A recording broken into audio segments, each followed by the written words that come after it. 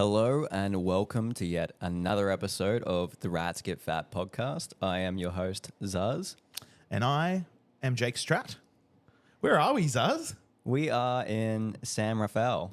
Damn. Yeah, dude. Which is about maybe like 40 minutes drive from San Francisco. Yeah, dude. We went across the bridge and stuff, and came out here this morning in an Uber. And, out in the Bay Area. Yeah, it's really nice out here. We just had a bit of a rain shower come through, and it's nice and misty and cool up here. Yeah. Yeah. We're in a very special tattoo shop out in San Rafael. We are lucky enough to be at Shangri-La, which is owned by the incredible Bryan Randolph. Hey, Bryan. And Laurent. And Laurent. And Laurent. Hell yeah, dude. Thanks for having us in here, man. Oh, thanks for coming in. Yeah. It's really nice to meet you guys. Yeah, it's really nice to meet you. Yeah, it's a cool place you guys we got up here. Thanks. Yeah, we've built our own little Shangri-La here. Yeah. It's nice and cozy, comfy, low stress, no stress. Yeah, no crackheads. It's Yeah, good. no crackheads coming in off the street. Bro. Yeah. That was crazy. Can we talk about this morning? Oh. So now we were all meeting here at 10 a.m. And we were trying to time it so we all got here kind of at the same time. Anyway, so me and Zuzz are sitting in the back of our Uber and this car pulls up next to us and this heavily tattooed man's like leaning in the back seat, like pointing to us. He was like pointing and like doing this. And I'm like, yo, that fucking dude's pointing to us. I'm like, who the fuck is that? Yeah, and Zuzz was like, what the fuck? Yeah, it was tripping us out, eh? Yeah. And this fucking fingers kept pointing at us. And yeah, man, it was you, dude. That's crazy. Well, I mean, you're the only person with face tats in the car, so I figured you guys were coming here to say what's up. So that was perfect timing, though, coming off the freeway and seeing you guys right there. No, it was good, man. Serendipitous. That was so wild. I couldn't 100%. believe it. I'm like, oh my God, it's fucking Brian in the car. He's like, he's pointing at us. Yeah. Yeah. It was like what's up? menacing. It's like, I followed you all the way from the bridge. Yeah. Yeah. Did you actually? No. it's waiting outside the hotel this morning like this. Yeah. And they're gone. Okay. Yeah. How long have you guys been up here, man? You and Laurent opened the shop? So yeah, Laurent found the space, and I came on shortly thereafter. We had worked together for a long time prior to this at Spider Murphy's, and coming out of the pandemic, just needed to do our own thing, change of pace. That was sort of like my takeaway was when I had a minute to sit down, I realized that I'd just been running a marathon for 23 years, and I was ready for something different. So we just passed our 4-year mark in August this year. Yeah, wow. Congratulations, my friend. Thank you very much. That's awesome. Our tattoo shop, Royal Blue Tattoo in Cairns, is about to celebrate our 4th year in January. Yeah. Nice. Yeah. Congratulations. So it's like, it was a good time to open a tattoo shop. It was like sort of after the pandemic, or like a little bit after the pandemic. Yeah. I don't know how like strict it was for you guys down there. I've read in the papers that it was like, or on the news that it was, they were pretty strict there for a while, but I don't know how like reopening went for you guys or anything like Down that. in Melbourne and Sydney, like those guys were locked up for a long time. Yeah, it was brutal. Where we were, sort of in far north Queensland, like they'd locked the borders of Queensland, like the state we were in, and we didn't have any cases. It was cool, man. Like, it was fucking awesome. It was super chill. we were off work for like 2.5 months. And it was sick, man. It gave me a full different perspective on tattooing and my life. And I was able to sit down and paint every day. And it was fucking red hot, man. I had a great time. Yeah. I had something similar where it was like taking time away from tattooing. Like I said, it just felt like I'd been running a marathon for years. And being able to step away from it and not have to be creating or drawing or painting all the time kind of gave me the ability to sort of like reorient myself and refocus and sort of come at it with not a different, but like a new perspective. Yeah. A fresher perspective, and sort of being able to take into account the decades of tattooing and what I had seen, what I had experienced, who I'd worked with, and sort of gave me a chance to like take away and really sort of hone all that into where I would say I'm producing some of my favorite tattoos that I've done in 30 years of tattooing. It's good, man. Yeah. Yeah. Sometimes it's good to be able to take a step back and like really get perspective on the Yeah. whole situation, especially when you can actually have a bit of breathing room like Yeah. that. Objectivity is really important, I think. Super important, not just in tattooing, but in life and Yeah, in yeah. general, really. Yeah. Being able to step back and really critique yourself and even criticize yourself if you need to. Yeah. Yeah. It's super important, you know. But like, I feel like you've got to have a bit of both. You've got to have like a bit of carrot and a bit of stick. You Yeah, gotta, yeah, absolutely. Yeah. My inner monologue is kind and punishing. Yeah. You know? Yeah, you can't have one without the other. Yeah. Some people who like love themselves a little bit too much and all their shit a little bit too much. They just stagnate and Yeah. like plateau. And, you know, it's hard if you're the other way around where you're super critical and like you just start to hate everything. Yeah. You know? There's a balance there. Yeah, 100%. It's all about balance. But yeah, that's cool, man. Yeah, it is cool. Yeah. Yeah, it's incredible to be up here, and it's super surreal to be out in America, like doing this podcast tour and getting to meet you and Yeah, everything, man. dude. It's so sick. I was very stoked that you got back to me and we like could tee this up. Yeah. What's your take on American tattooing thus far?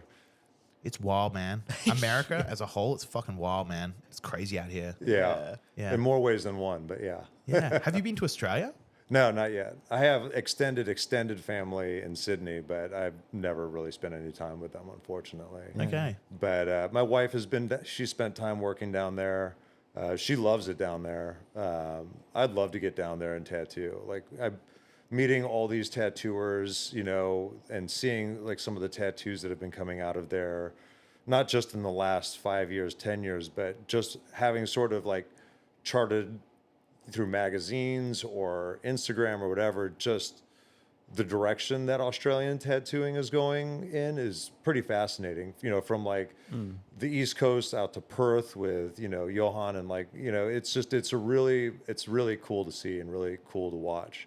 You know, and having like a really small sense of what Australian tattooing looked like prior to magazines and the internet and stuff like that.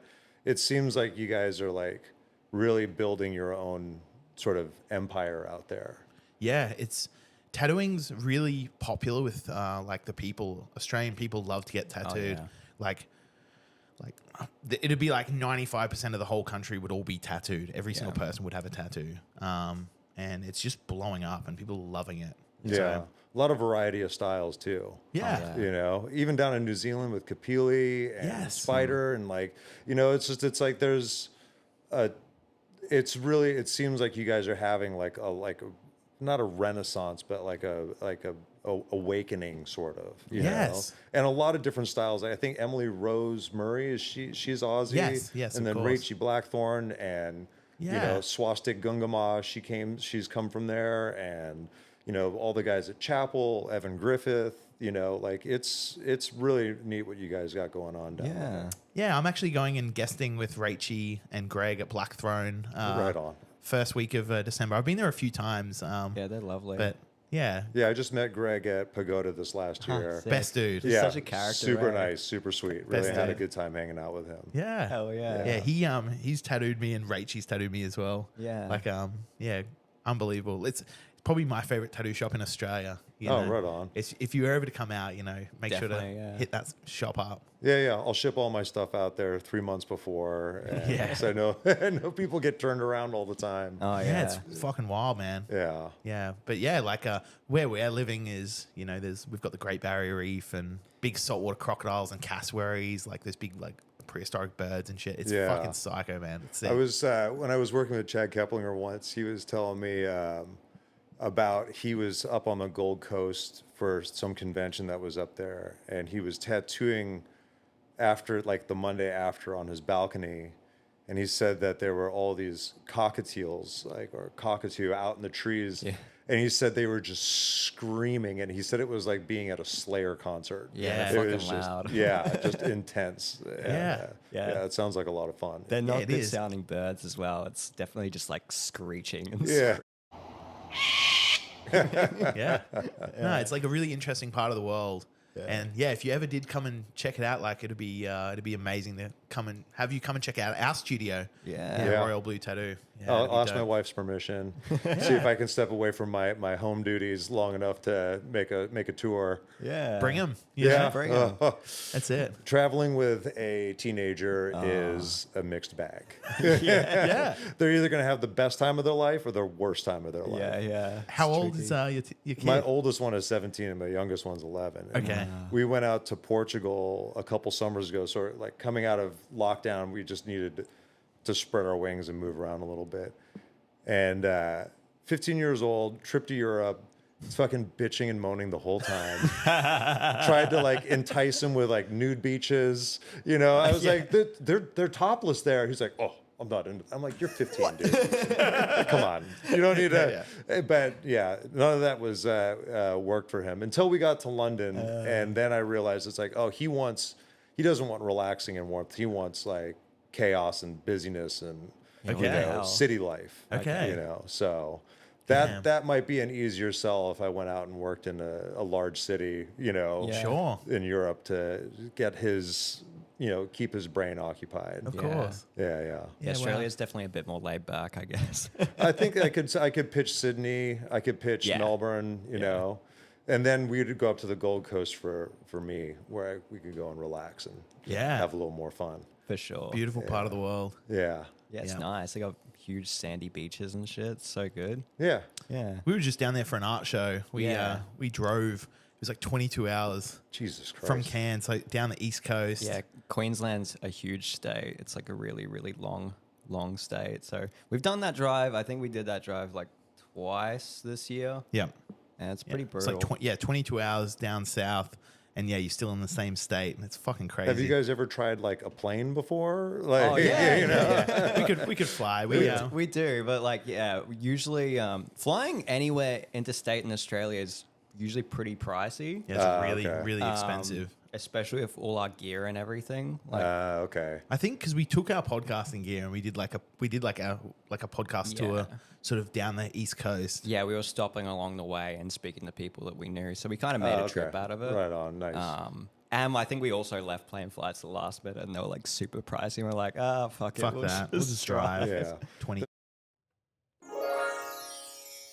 This season of Rats Get Fat is also sponsored by the fine folks over at Few and Far Studio. If you're in need of some high quality art on your walls, or if you're an artist looking to have your work reproduced, then these guys are for you. We source all our prints through Few and Far and are always stoked on the end result. You can tell that they really care about their work. That means no spared expense and no cut corners. As listeners of the podcast, you can use the code RGF15, all caps, for 10% off your next order through Few and Far.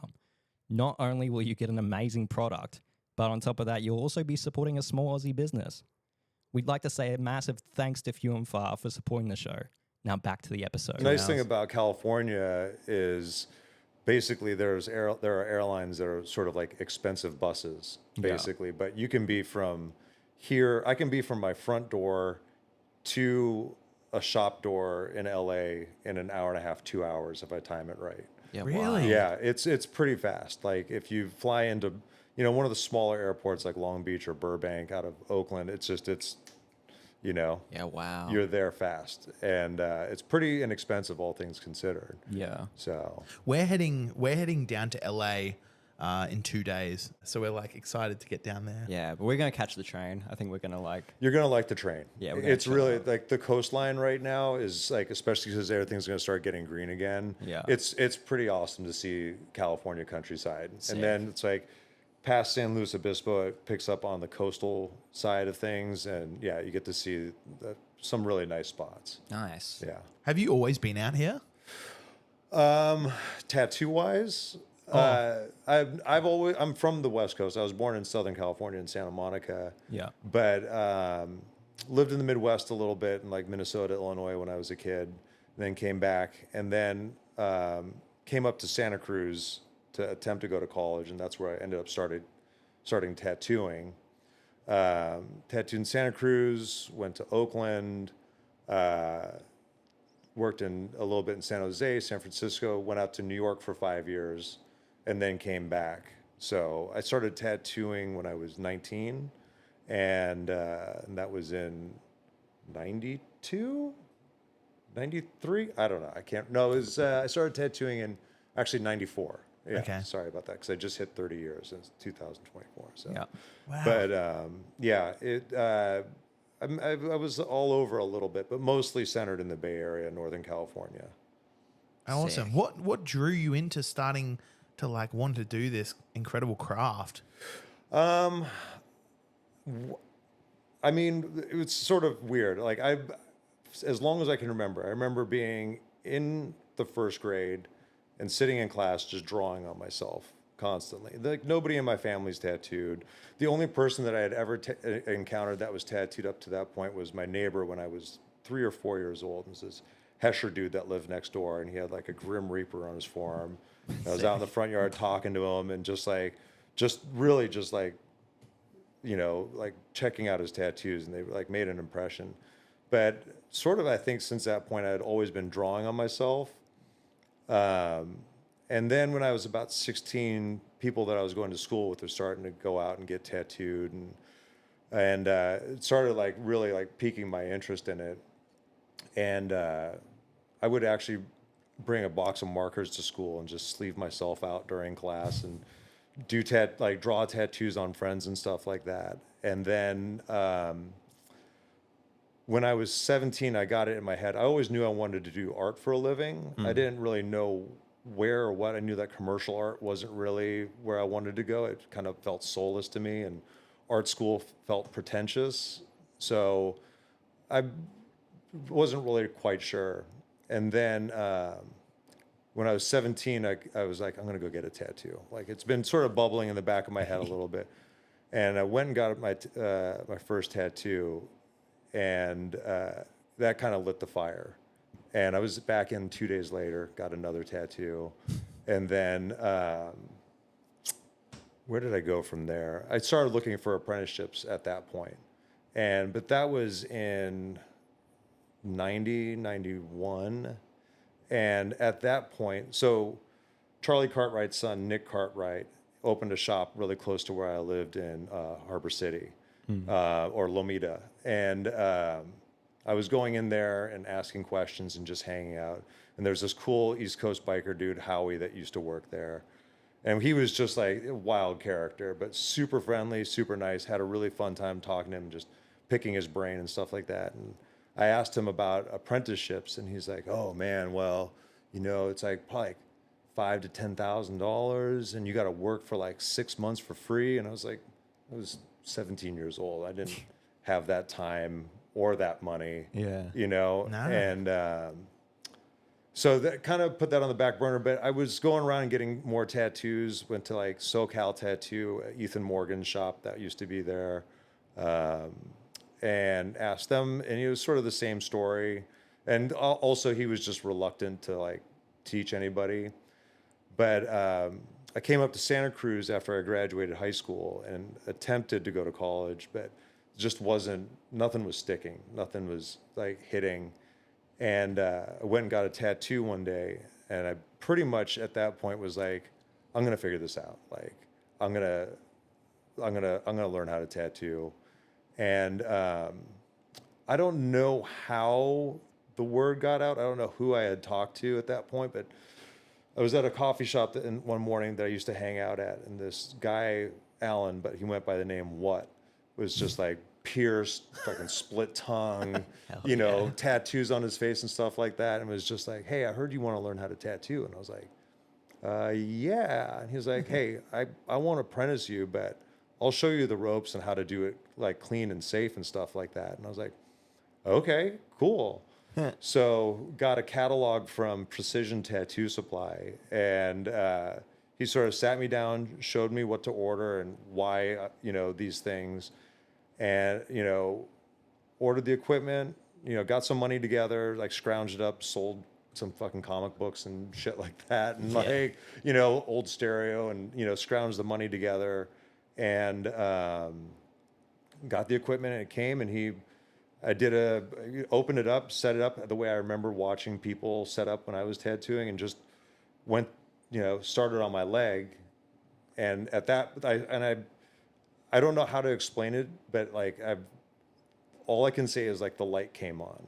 Like the needle hit my skin. I did one line, and I just said to myself, "This is what I'm doing for the rest of my life." And it was like it was no looking back. There were no other options. There was nothing else, and it was just from that point forward. It was just full bore into tattooing whoever I could, you know, for beer, for money, you know, whatever, you know.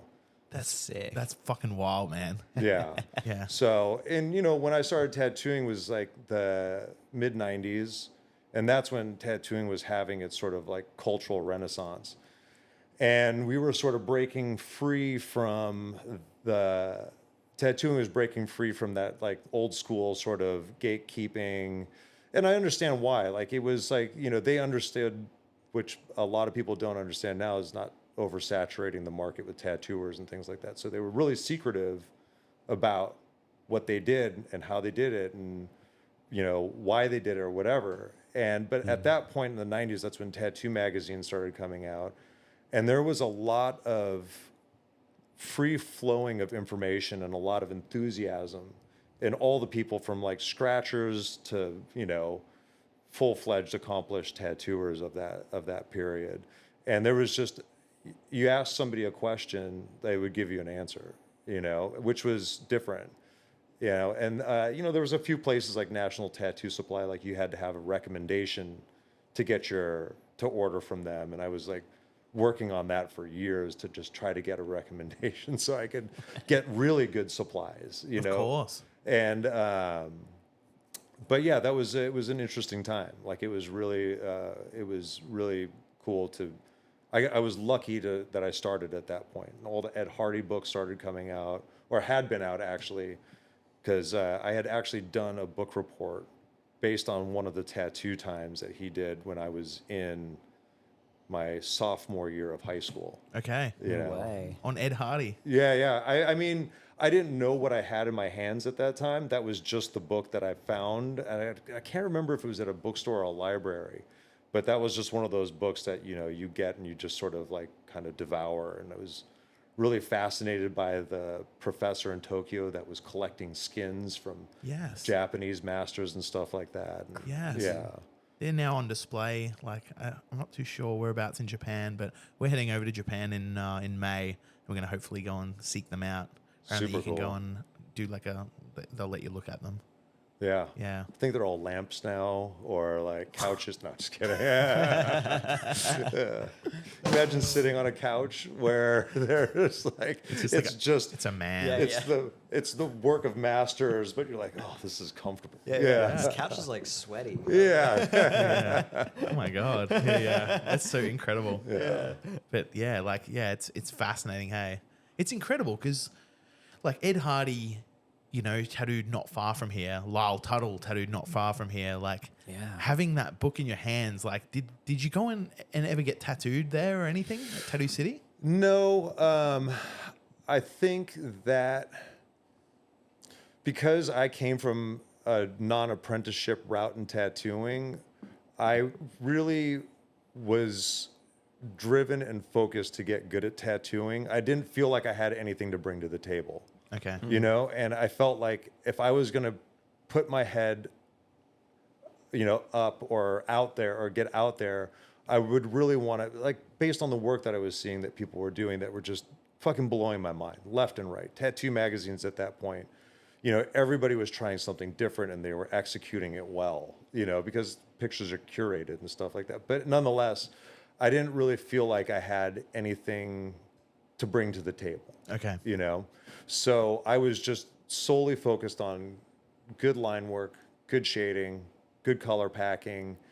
And at the point where I started feeling like I had something to offer, I was just so in it and so head down in tattooing that I didn't really, I mean, I was social. Went out there and hung out and made friends and went to conventions and things like that. But I was just so focused on tattooing that I didn't feel like I had time to go, and still to this day, and Laurent, you know, will still talk shit to me about it, but I don't feel like I have time to get tattooed. Yeah. Okay. You know what I mean? Like I'm always, I mean, now with a family and things like that, it's a different time commitment, but it's hard to figure out how to get out there and in there. Sure. You know? So. Yeah, well, it's a very time-consuming thing to go and get tattooed. Yeah. Unless you're getting something incredibly small. Yeah. You know? And But I used to love going to shops and just looking at books and just sort of like picking up the vibe, like, you know, and seeing what was going on. And, but yeah, just when I had free time, I was always drawing. yep. You Fair know? enough. Well, yeah, it's, I don't know. It's important, right? If Yeah. you're going to do tattoos. Yeah, absolutely. Being slightly upset or being really obsessive about it, at least in the formative early years, Yeah. I think is really important. Yeah. Like you can't treat it like lackadaisically or as like it doesn't, for me at least, it didn't feel like a hobby. It felt like this was everything. It's important work, and it's really you know, and to be obsessed with it is like, I don't know, it's important if you're gonna like commit yourself to this life of this incredible, you know, like lifestyle of doing tattoos and whatnot. You know, you have to be obsessed with the art to be able to flourish at it. I feel like Yeah. a lot of people, I don't know, I think they see the industry for something that it's not, and they want to get into it, but like they're not willing to like be obsessed about art or make art or like give a shit and do heaps of drawing, etc.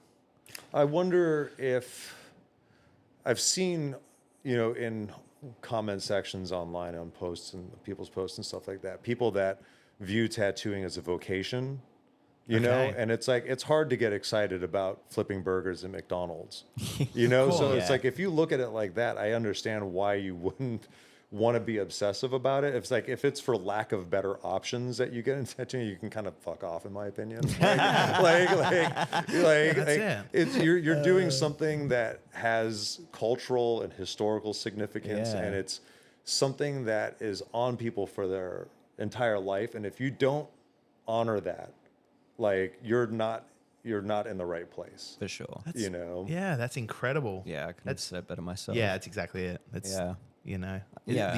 the honor of the, like, being able to honor the industry.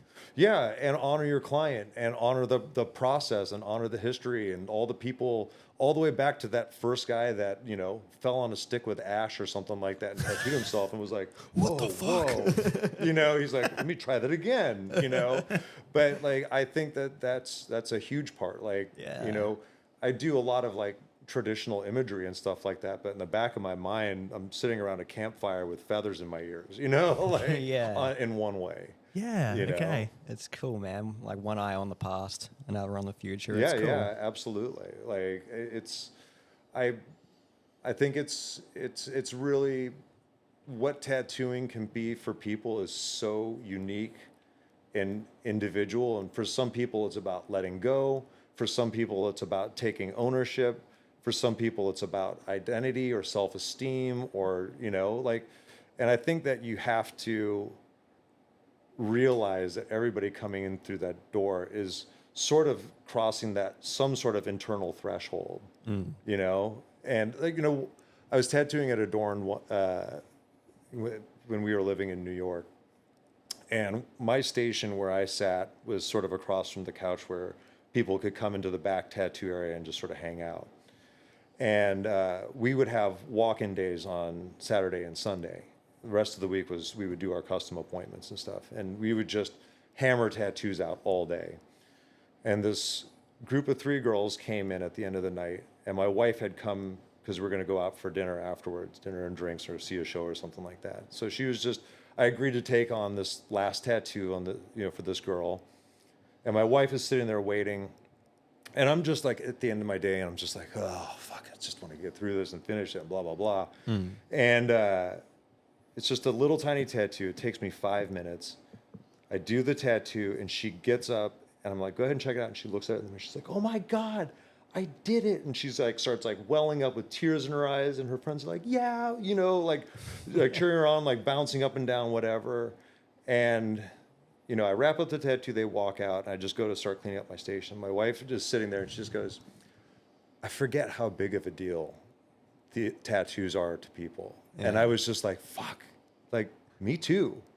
And like that, at that moment, I was like, I reflected in that moment on what had just happened. And I was like, yeah, I got to remember, like, even the smallest ones can be the biggest deal. It can mean more to somebody than a back piece does to a collector, emotionally or spiritually, or, as to what the context of why they're getting that tattoo is, I feel like because we're tattooing so frequently, especially in like street shop scenarios, we desensitize ourselves to it, that it's just like, yeah, it's just another tat. Like to us, it's not always so, special, but yeah, to the person wearing it, it could be You kind of have to do that in a street shop though, because so many people come in and like there's fucking energy vampires and time bandits and people that I once had this woman come in and she was saying she wanted to get a tattoo and she was telling me what she wanted to get tattooed. And I was like, okay, that's great, but we'll probably need to change this, this, and this about the tattoo so that it ages well. And she looks at me and she goes, how long have you been tattooing for? And I was like, at that point, I think I had been tattooing for 23 years. I was like, 23? She's like, well, I have 9 tattoos over about 18 years. So we kind of have the same level of experience. And I was like, what the fuck did you just say to me? Like, and it's like people like that and I'm just like, lady, I'm in the 5 digits of how many tattoos I've done. Like I have like some perspective here to offer. That's funny. But it's people like that you kind of have to, prepare yourself for, inoculate yourself against, and sometimes putting up a hard wall is what you have to do. Sure. Yeah. Well, that's at the end of the day, if they're going to be a fucking pain, and like at the end of the day, a tattoo is a collaboration between the person receiving the tattoo and the person doing the tattoo. You work together, you create something really fucking sick that both parties really love and that person will wear for the rest of their days. And when they're 70 or 80 years old, they can look at it and still be somewhat happy with it. Like it'll still look kind of good because it's bold enough to last, and it's got like the fundamentals that will make a good quality and solid tattoo. The people that won't work with you, well, they can go elsewhere, man. Yeah. Well, also to that collaborative point, like I think it's really important. Some people are going to remember you and some people aren't. But when somebody looks down at a tattoo that I did, I want them to be like, that was a great experience. Like this whole thing, like it matched my expectations or exceeded it, you know? Or rather than them looking and be like, that dude was such a fucking dick. Yeah. Like he fucking wasted my time. He charged way too much. Like he fucking took 45 smoke breaks, like that could be part of the story as well, but that's not how I want people to look at and remember their time with me getting their tattoos. I want to lift people up. Yeah, for sure. Not fucking drag them down. Yeah. Yeah, I think it's all about like giving them a good experience as well. It's not just about like making a good quality tattoo. It's about like, sitting down with a person, like they've got nowhere else to be. Like in this kind of day and age, everyone's fucking constantly hustling around everywhere. They haven't got any time to really give. Yeah. But when they're sitting down getting a tattoo, that's like a few hours of their life blanked away that they can sit there and actually talk to you. And, you can have a really deep and meaningful conversation and connection with a person that way. Yeah. Another thing that Keplinger said, we were talking about pricing one day. This is when we were working at Adorn, and he was saying, he's like, bro, if I charge for my time, I charge $1 million an hour. He's like, you don't get time back, And I was like, yeah, like that's a really great point. He would drop these little kernels of wisdom once in a while where, like things like he was talking to his kid once on the phone. He's like, well, doing the right thing isn't always doing the easy thing. Yeah. And I was like, but that thing about time made me think about and respect the time that people are choosing to spend with me, and it's like, it's like they spent time to make that money come in to give it to me, and what I'm charging for what they're making, who knows what that ratio is, but people are, they're bringing their blood, sweat, and tears in, so it's like, I try to also be respectful of that. you Yeah. know? Sure. 100%. But it's really cool. I feel like as well, when people are getting tattooed, they are much more open than they are in a lot of other scenarios. Oh yeah. Well, I don't know what it they're is. honest, right? Yeah, definitely honest. Like they act like fucking therapists half the time, really. You know. I've grown to enjoy that part. Yeah. Every stage of when I started tattooing, I was thinking it's just drawing on people, but then you start learning it's about running a business. It's about talking to people. It's about comforting people or telling people when they need to sit the fuck still, or there's so many different aspects to different layers of it to learn, and to master and to be good at. Yeah. Yeah, there's so many different. Yeah, It's like an onion. Yeah, it's Tattooing. definitely like an onion. And it brings tears to my eyes very often. Stress tears. Yes, But, dude. Damn. But yeah, I think that's what I found was super interesting when I first started learning the tattoo is just how many variables there are. Yeah, it's not just about producing good quality work. It's about the whole customer service side of things. and even in that, it's like, what's your recipe? Your machine, to your needle, to your ink, to your tube, to your, it's like all those different little minute things all inform, how your tattoos will come out. Yeah.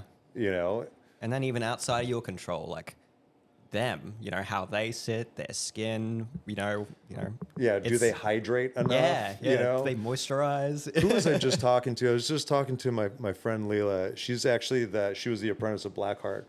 She she has a background in massage, and she was doing some massage work for me the other day because my lower back was just completely jacked from being alive. Yeah. And I feel you, man. and she's like, oh, your muscles don't feel like dried turkey meat. And I was like, yeah, I tried to take somewhat good care of myself, but I was like, yeah, it's like when you're tattooing someone and you can tell that they exercise a little, they have like some healthy fats in their diet. Yeah. They hydrate and their skin is beautiful. Yeah. Instead of somebody that's like only drinks coffee, Yeah. Cheez-Its for breakfast and, burgers for dinner, and their fucking skin is like, just, it's like fucking dried paper bag. Yeah, bro. It's definitely interesting though. Like you can definitely tell. Like it's so funny how often like I compliment people on like their skin, which just sounds so fucking creepy to a lot of like. You've got great skin. Wow. Do you rub lotion in often? It rubs the lotion on the skin. It's so funny because like you can tell even before you pull that first line, you just know like, this person's going to be fucking easy. It's just like any medium. It's like the materials that you're working with, your canvas, the quality of it matters. For sure. Like painting on water, doing like painting flash on hot press as opposed to cold press. Yeah. It's like a whole different skin. Yeah, bro. Give me cold press skin any day of the week. 100%. You know? It's like working with like some shitty watercolor brand versus like getting some fucking nice arches or some shit like that. Absolutely. It makes the world a difference. Yeah. And that's I don't know. It's something that's sometimes out of your control as well, and that's another thing to kind of work your way around and try to figure out. I found that so. Yeah. How do you pivot and adjust? Yeah. Yeah. Or even like people have different like pigments of their skin as well, and you kind of have to like substitute your colors for that as well. Like, a lot of people where I'm from, they're out in the sun all the fucking time. They're super tan. So you got to use like specific color palettes that look nice with that. So that's You're like, I'm not going to use yellow because it's not going to exist in your body. Yeah, exactly. Yeah. So it's super interesting, like figuring that side of things out and kind of adjusting, but so many variables. Yeah. But I think that's what makes it so fun, Yeah, but that's the thing. Also, I don't think that people really sometimes fully realize on the receiving end, or maybe watching it, from a voyeuristic point of view, like on a tattoo TV show or something like that, is that you're constantly making these micro calculations of like how to adjust your hand, your speed, your angle. Oh, this blue's not going in. Yeah. Like I need to switch to something else, or this needle's giving me problems. I think that sometimes people don't really understand the level of mental fatigue Oh, yeah. that you experience at the end of the day. 100%, especially if you've been like tattooing all day. Like everyone tattoos different. Some people take breaks, like you were saying. Some people take 50 million smoke breaks or whatever it is. That's probably just ADHD though. Maybe. I don't know. We like, because like we don't smoke or anything like that, and like we don't really take many breaks at our shop. We like maybe we have like a 10-minute break or something. Just to put some food in. Halfway of a full day. Yeah. So it'd be like start at 11, 2 p.m., like stop for 5 minutes, just quickly eat, and then it's like bang, straight back into the tab. Man, and I fucking used to love that. And there are days where I can sit there, like if I've put myself in the headspace, so I'm just like, I'm just gonna fucking churn tattoos out. It's like that. Like I was talking about the walking days at Adorn. It's like we at the end of the day would be like, how many did you do? How many did you do? How many? It's like crank out 12 tattoos in a day. And it's those 12 conversations, those 12 different skin types, like all that stuff. But yeah, right now I'm really happy that I've got like 1 to 2 a day. Yeah, I've got 15 minutes to 20, a half hour in between each tattoo, so I can like, and mentally, and I'm really fortunate. I'd say the majority of my clients are like longer, bigger, ongoing stuff. Yeah. Yes. So it's a different pace, like for sure. But I cut my teeth on street shop and custom street shop, and then custom, and now this situation. Yeah. So it seems like it's like the golden era for you, where you're able to work at your own pace. You're able to take on as much or as little work as you want. Yeah. It's a beautiful I can thing, always man. take on more work. Let me put it to you that way. Like, I'd say that the biggest challenge in being in a private studio is having new people coming in. Sure. Which is why it puts a lot of pressure on us to constantly being, you have to engage on Instagram, you have to put posts up and stuff like that. And man, my brain is just not wired for that shit. Like it is, Sure.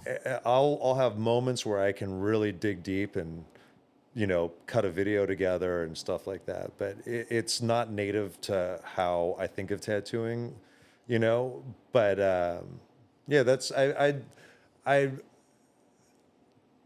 yeah, I could always do more. But the times have changed with tattooing. So when you first started in like 94 to like 2024, like we've now, as tattooers, we've now got this other full-time job, which is social media. So like we were saying, all those different things that you learn in tattooing, here's a whole new skill set that you have to put on top of that also. Yeah. And without that, like say for example, all three of us just made a pact and said, fuck it, let's delete Instagram, whatever, Facebook, YouTube, whatever, anything off our phones. We thought, let's go like nomadic and like, let's go cryptic and just like cut it out. We probably wouldn't survive. Well, we would maybe for a little bit, I guess. I don't know. Yeah. It's hard. It's a hard life, man. That's the thing is I used to love just like going into tattoo shops and to look at portfolios. And it's like, there was this element of it. And it was the same with like buying records or going to see films. It's like you had to seek it out. Yes. Like you had to like you were like, I don't know if adventurer or like is the right, but like you had to get off your couch, out of your house, do the research to find out where these places were, go to those places. In some places you walk in, you get fucking vibed out, like super hard. And some places are super cool. And, but that was all part of the adventure. And it's like, it's like you said, it's different now. I want to go back to what you're talking about, like cryptic and hard to find. And, which is kind of what I love about where we are is like, Yes. you wouldn't know that we were tattooing up here if you didn't know that we were here. Sure. Like I kind of like that sort of like speakeasy, secretive sort of vibe about it. Yeah. Yeah, it is. It's really good. We always talk about that, how cool it would be to have like a speakeasy tattoo shop. Yeah. Down some alley and you like have to have a password to get in or some shit like that, Knock 3 times. I mean, that was like what New York was. I was talking to people when I was out there, and tattooing was illegal up until fairly recently. Yeah. So you would have to go to this phone booth and call the tattooer from that phone booth, and the tattooer would be watching you from across the street to make sure that you Sussing you weren't out. like some fucking, like an undercover cop or Yeah. something Looks like like a that. narc. Or, somebody that's looking to fucking cause trouble or some shit. And like, and then they're like, okay, yeah, go over to this, I'll let you in. And, and it's like, yeah, cool. like that was fun. It was adventurous. It was scary as fuck, like going to Nick Cartwright's shop, Joker's Wild. Like I was like, they have a fucking Harley parked in the fucking lobby. And this is before like bikes were out of fashion at that point. And I was like, where the fuck am I? And like Howie's in there, long hair, leather vest on, no shirt, fucking nose chain to his earring. Sick. And like, he's got like fucking tattoos of like punk rock chicks on his chest. And he's Rad. just like a fucking maniac. But, you get in there and you're like, oh, fuck, he's actually really cool. I love this guy. It's so sick. By seeking him out and like going and finding it yourself, and I feel like it made it way more special. It was almost like back in the 90s and stuff when we'd go to like a video shop and you'd go and like get a couple of movies for the weekend or something, and you'd peruse and you'd have to be there and like, oh yeah, sick, all right, I'll get this one. All right. But now we've got Netflix and it's so like easily accessible that it's it's not special. It doesn't feel special. I don't get excited about picking a movie anymore. Yeah. It's the same sort of There's thing. like a with the little bit of tattooing. lethargy, now. Like, and that's the thing is like, maybe even with Netflix, like you'll try your hand at something, but like if you had to physically go out and get it and put it in your VHS and play it, and you kind of like, you give yourself over a little bit more to the process and you're like, okay, I'm going to get into this and see if there's really something worthwhile in Yes. here, and like, you sort of like, maybe we're able to become more appreciative of nuance, Yes. and subtlety and things like that. Now it's, Instagram is just, it's a catalog. Sure. Like you can just keep flipping different, no, and it's like without stopping and really maybe like, oh, well, that person did this thing like that a little bit differently, maybe that's just more the consumer minded people, because I do get some people that come in that find me, through Instagram or will word of mouth and then look at my portfolio on there and just be like, oh, I like how you do this part, So I guess there is still a little bit of that, but it's remote now. It's not in person. It's interesting though, because I don't know. It's fucking hard. Like back in the day, like I remember going and getting tattooed and stuff, and it was like scary and it was intense. Like talking to like a big tattooed man that was behind the counter or whatever, and you're like trying to explain yourself and like, oh hey man, just want that one please. Yeah. But it was way more special, and like the little bit of fear added to the experience, a little bit of like excitement and everything added to the experience. Yeah. And I think we're just so like spoiled for choice now, and with the catalog of Instagram and stuff, it's really, really tricky, and it's so different to what it used to be, which is really interesting. And it's interesting for like the guys that have been tattooing for like 20 to 30 years. Like I've been tattooing for 10 years. So I kind of came into it, and Instagram was kind of just starting out. I was going to ask, I'm kind of curious to hear what your guys' perspective on what tattooing looks like, because by my understanding of sort of like the timeline and the history of tattooing, you guys at 10 years were coming in when tattooing was still on the upswing. Yes. And we hit this massive peak post-pandemic and coming back down. And I was talking to Grimy and I was just asking him how like business was going, and he was just like, yeah, back to pre-pandemic, numbers. And it's just like, yeah, it's like, I wonder about people that haven't experienced what it was to just be middling along. Yes. Instead of being on a constant upswing. Yes. You know what I mean? Like, and it's interesting. I think that the perspective, because there's like a lot of Chicken Littles out there right now, like the sky is falling. And I'm like, oh no, it's just a slow year, guys. Like that's all there is. Like I've seen recessions, I've seen housing crisis, and the .com and the .bomb, and the tech industry boom and the tech drop, it's always happening. It's just, for 15 years with the advent of like Miami Ink, you know, from there, tattooing has been on this incline. Yeah. Sure. You know, There's a lot of people that have gotten into it. I feel like after the pandemic as well, it was so chaotic and there were so many people wanting to get tattooed that a lot of shops were like, fuck, we got more tattoos than we know what to do with. Let's hire heaps of people. Let's train people. Train. Yeah. So there's all these new people in the industry that like were hired during the pandemic to do tats for this influx of people. As soon as now, yeah, we're kind of like dipping down back into how it used to be, you know, before the pandemic or like a few years ago anyway, 5 or 6 years ago, that all these young people that kind of got into it for this and were like experiencing it. They're like, oh, okay, this is what tattooing's like. I'm really busy. I'm making lots of money or whatever. And now that it's slowed down, it's like the end of the world for a lot of people. And a lot of people have just dropped out of the industry. A lot of people I know are just like, I can't do this anymore. See you later. And they're just like, they've just left tattooing.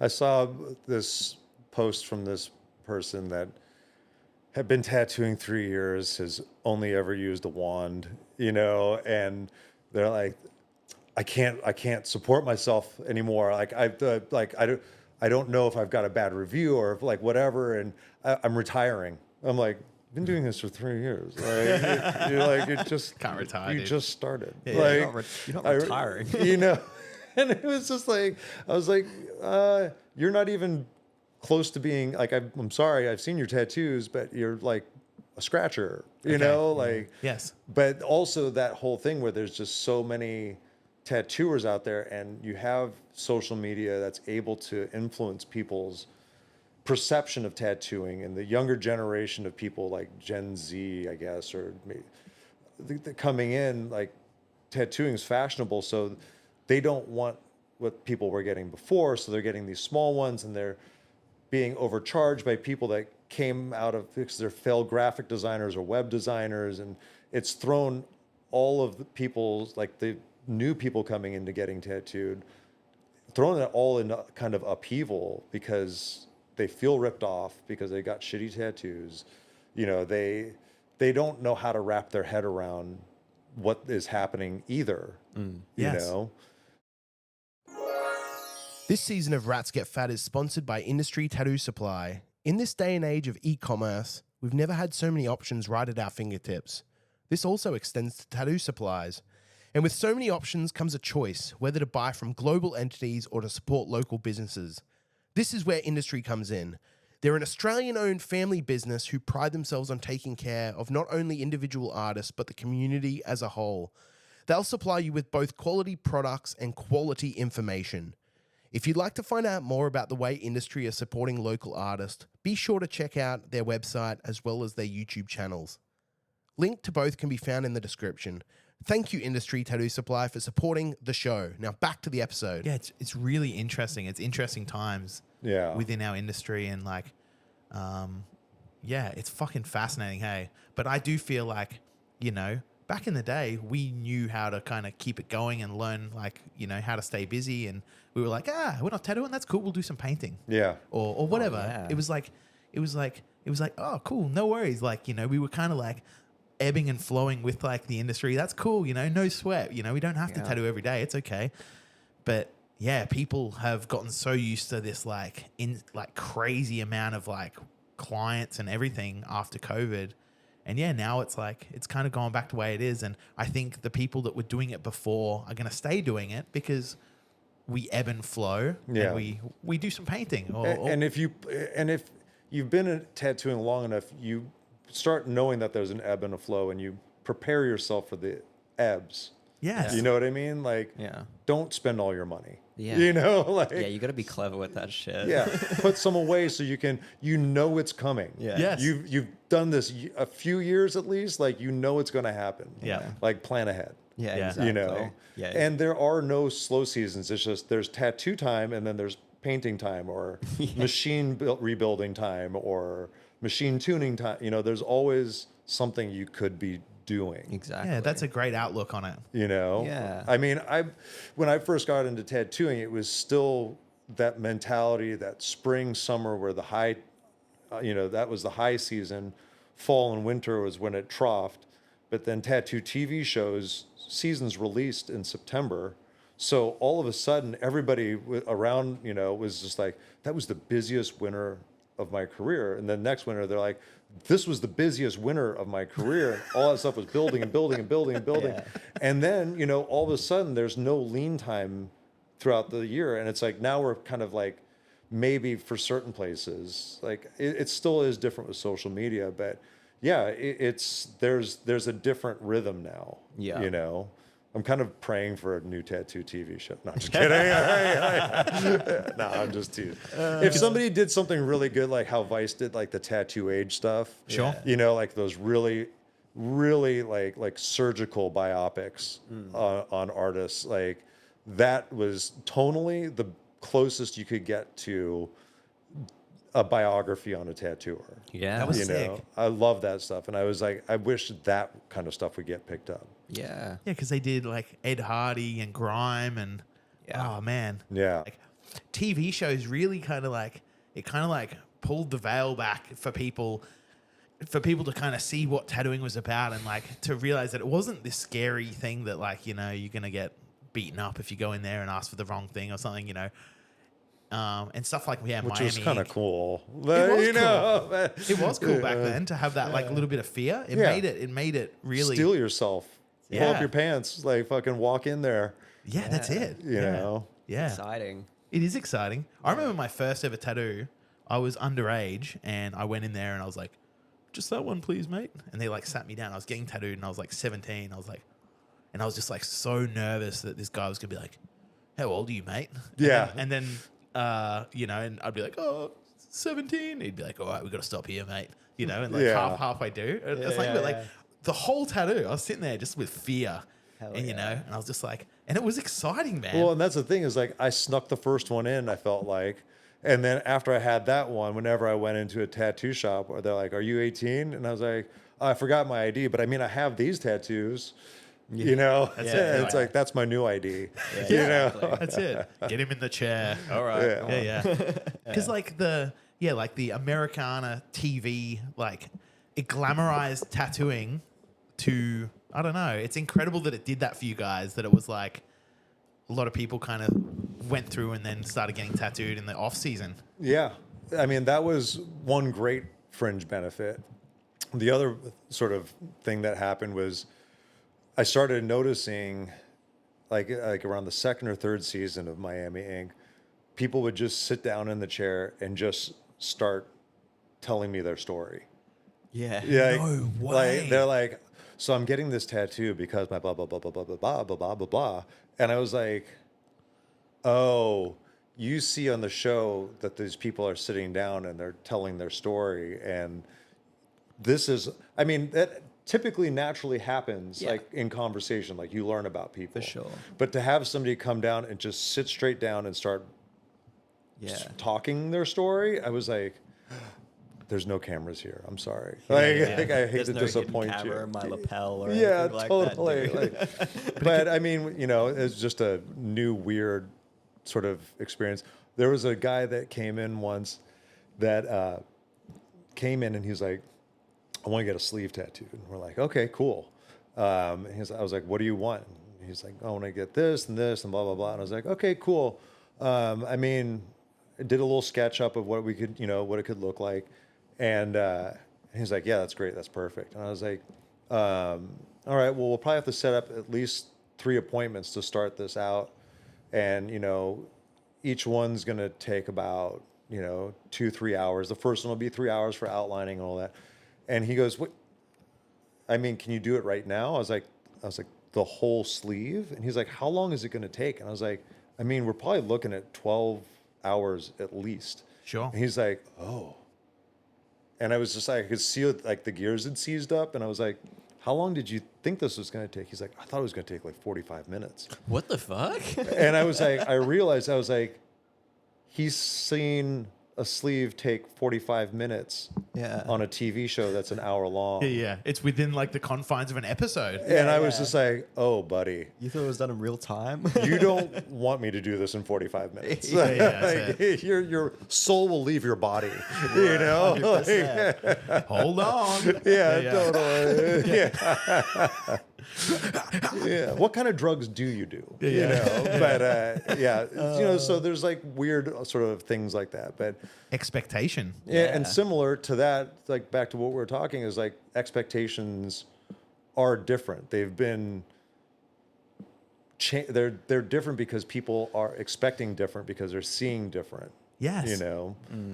You wonder how much influence like the tattooers had within the show, or if they were just kind of like starring in it, and then it was like a big executive non-tattooer person doing all the, okay, we'll do this like this, and like do the storyboards and whatnot. Because if it was run by a tattooer, it probably would be run a lot differently. Where the expectation might be a little bit more of a realist approach, where we're like, nah, man, you can't do a sleeve, and or it's like, yeah, like they'll maybe learn a little bit more from like a tattooer's point of view. But it's interesting that the tattooers were even open to doing that and like kind of like putting themselves and their careers on the line and like. Yeah, I think that for a lot of people, it was like they took a big gulp and just like, well, okay, let's see how this goes. You know, I mean, I can't speak to what their headspaces were. I can only imagine, but. Yeah, I think that how you were represented was largely up to the editors and the producers. Like, Ink Master, for a while, every season, they'd be putting out emails inviting people to go on the show. Yes. And I was talking, and, it's like the fourth or fifth or sixth time, like, they had gone around. I was just like, and I was seeing the quality of tattooers improving.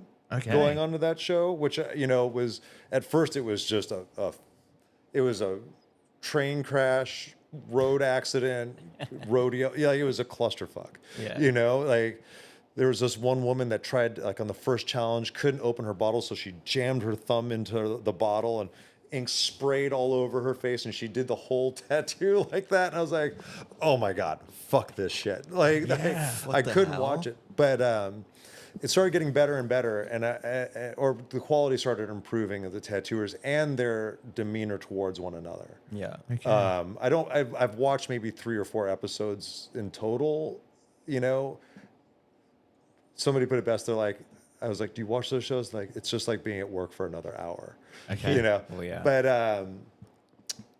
I talked to Oliver about it once. I saw him at an art show here in the city, and I was like, hey man, can I ask you some questions about Ink Master? And I was like, he's like, you thinking about doing it? I'm like, well, I mean, I'm entertaining the idea. And he goes, listen, it doesn't matter who you are. Like, you could be the nicest person on the planet. If they decide that you're the asshole, they're going to make you, through editing and producing, the asshole. That's crazy. And I was just like, yeah, I can't do that. Like, not to say that I couldn't withstand it, but that the idea that I could be fitting somebody else's agenda at my detriment is just like, no. It's your career. It's your experience on the line. It's also your reputation. And, you were saying before about how it's so important, your experience, like, how much work you put into your own experience. Like, the moment that like some producer goes, Bryan might be the bad guy and make you look like a piece of shit on this show.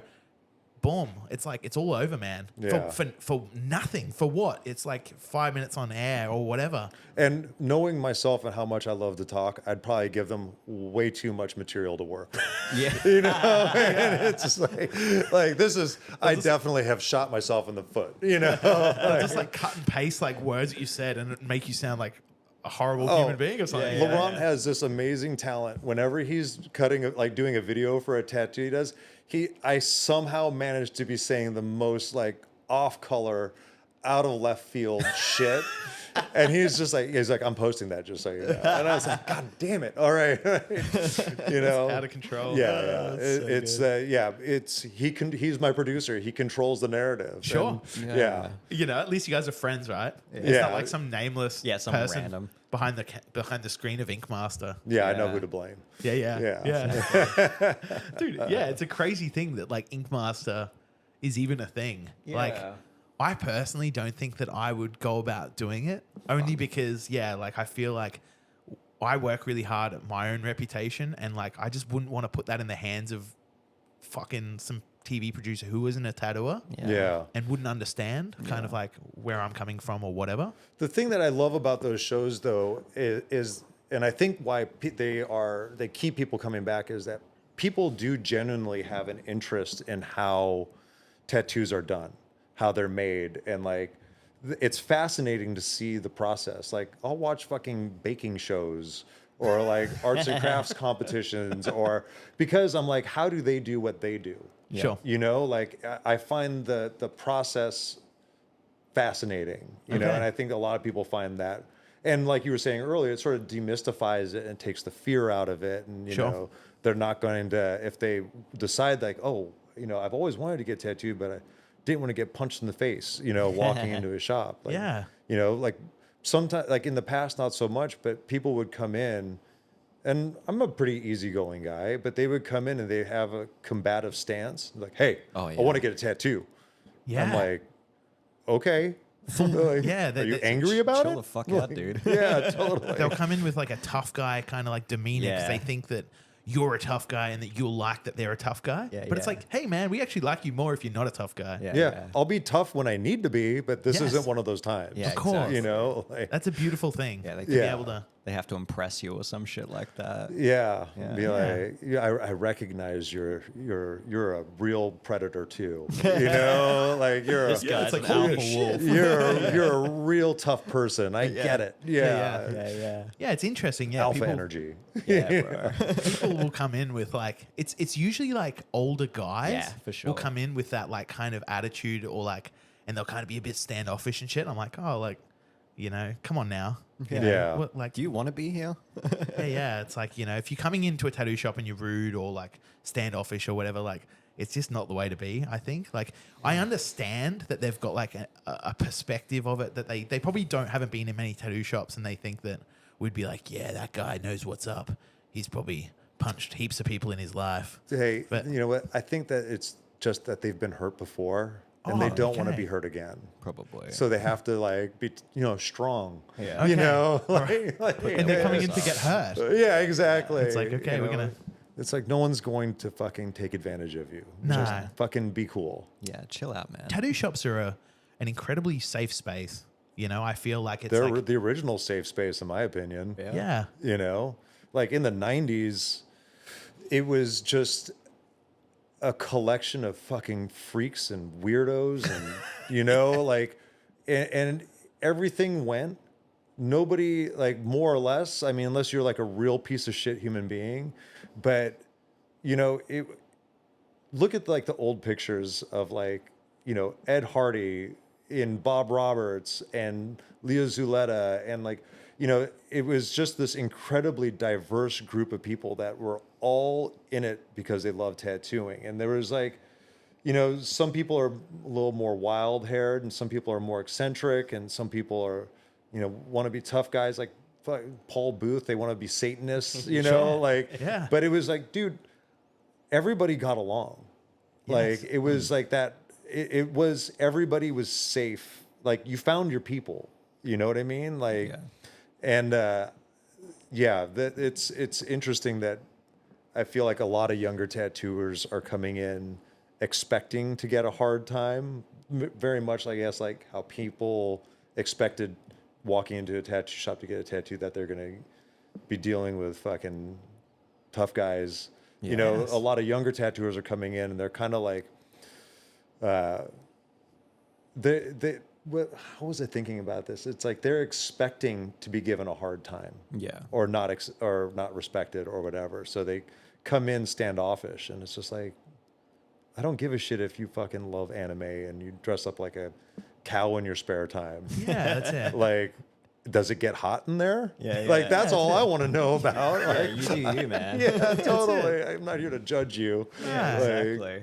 Oh yeah, tattooing. It's very open-minded. Yeah. I feel, or At its best. a lot of the traditional tattooing is. It's like there are, but within traditional tattooing, super safe space. Everyone's super open-minded, and I feel like it's a very accepting community and Yeah.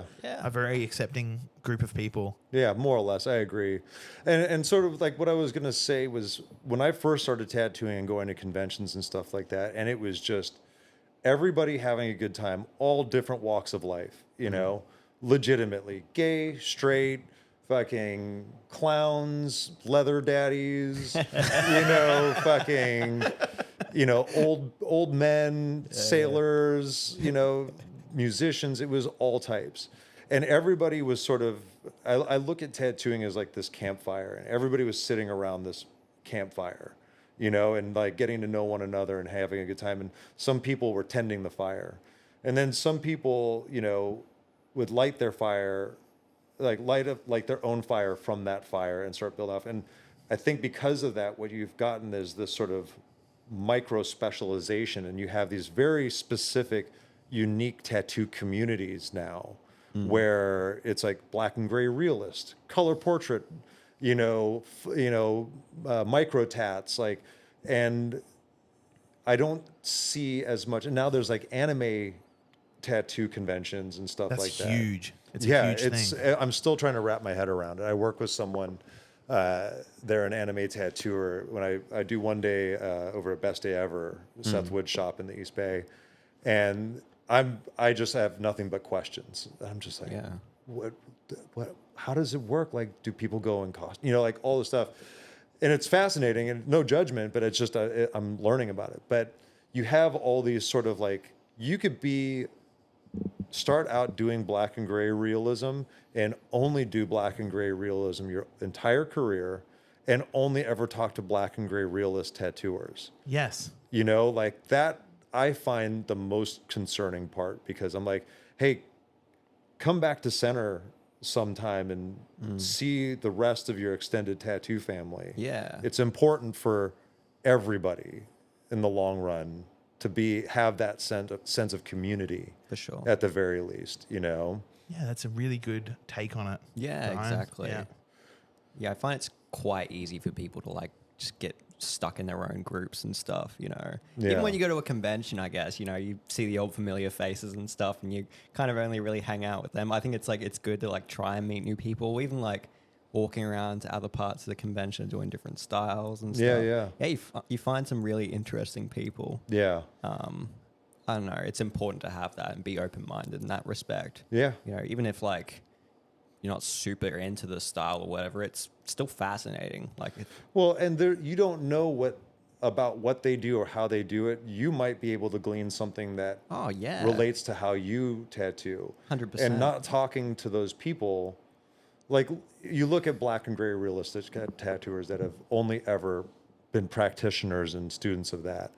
And a lot of times, in any tattoo style, I'm just using this as an example, there's sort of entropy where they are only doing that thing, but sometimes they get so caught up in doing things a certain way that they don't step back and look, oh, this is just going to all turn into one sheet of gray. yeah. At one point, they haven't learned the lesson of like Japanese tattooing with foreground, background. Yeah. You know, or even like with like, you know, bringing in a mid-ground. So working your tones so you have your main image, whether you're using a dark background or a light background to emphasize a dark or light foreground. Yeah. Okay. You know, it's like missing that fundamental technique. Yeah. That black and gray tattooer can be the most realistic thing. It could be breathing on its own, but 2 sunburns and that thing's dead. You Yeah. know, it's gone. Yes. Exactly. You know, but if you plan by looking at, I mean, tribal, traditional Japanese, like those are all built on the fundamental like concept of contrast on the skin. Yeah. Yes. You know, and it's, if you don't have that fundamental understanding, you're fucked. Yeah, exactly. So if you only go to black and gray conventions and you see everybody working in a 40% gray wash, yeah. you know, like you guys they're missing out. Yeah. know? There's so many different wells to kind of draw from. And I guess sometimes when you're too closed-minded and closed off, you know, you can't really see the forest for the trees. Yeah. There's a lot of different aspects to appreciate. Yeah. And sometimes when you're looking at different styles and stuff, you find stuff you can like bring from that style into your own kind of form of tattooing. Or if you're like interesting. me, like, I mean, when I started tattooing, sort of the criteria of a good tattooer is somebody that could do everything. You know, I mean, I don't know necessarily about being a master in all styles. Some people are more deft than others, but you know, it's so I've learned to appreciate doing lots of different styles of tattooing, which has been a strength, but also like it's really at one point it's important to like really focus, I think, on what your specialty is. Yeah. But yeah, I mean, so many of those different things have informed, you know, dipping in all those different wells has definitely, you know, aided me in how I tattoo. Yeah, exactly. Yeah, it doesn't even restrict itself just to tattooing as well. Like even just art in general, really. There's there's so much stuff that you can learn from other styles. It's really, really fascinating. Yeah. I love it. It's like we were talking about it last night. It's such an open-ended thing, you know, learning the tattoo and learning art. Surprisingly overwhelming. It can be if you like try taking it in. Well, all yeah. at once. I mean, if it's all coming at you at once, it's just like, oh, holy how do I fuck. make sense of all of this? Yeah. You know? Yeah. But yeah, it's you know, what's funny is like my kid has been messing around with 3D printing. He's really loves crazy. sculpting and stuff like that. And I've never had any desire to work in 3 dimensions, like other than on, you know, in tattooing. Yeah. But I started fucking around with like, you know, making prints and what's funny is and painting on those prints, and it's really interesting how much tattooing informs that whole skill set. Yeah. And how much of like the 90s light source tattooing and, you know, with really rendered out shapes and things like that, like how that also lends itself to sculpting in 3 dimensions and like, you know, and it's really fascinating, a fascinating process. But, you know, and once again, as I'm doing that, I'm thinking about how do I bring this back into my tattooing? Yeah. You know? Okay. So there's always something to learn out there, something sure. else to add to it from outside of tattooing. Yeah, it's really, really interesting, eh? Yeah, I love it. I find it super inspiring. Yeah, You know, it's important, to keep an open mind. yeah, I agree. No, it's awesome. Gentlemen, I'm pretty sure that's it. We're up on time. Oh man, I feel like we just got started. Yeah, what a I good know. We're retiring already? Yeah. After 3 years, we're retiring. Yeah. Brian, I just really want to say thank you so much, man, for having us in your studio. Yeah, thank you for having me on. Shangri-La, San Rafael, outside of San Francisco. Yeah. We've had an absolute blast. I feel like we've really learnt a lot. Yeah, this is a really, really okay. cool episode. Yeah. Good. I'm glad. Yeah. I don't know. It's nice to like see your perspective and opinion on a bunch of different things. And I think people are really going to enjoy this episode. Yeah, I think it's really refreshing. Cool. Thanks. I That's appreciate cool, man. Any last words? that. I guess if you feel comfortable, you're doing something wrong. Yeah. On that. That's a good note to end on. Hell yeah. Yeah. Anyway, That's about it. All right. See you Thanks, guys. guys. Safe travels. Rats Goodbye. get fat. Let's go. See you next time.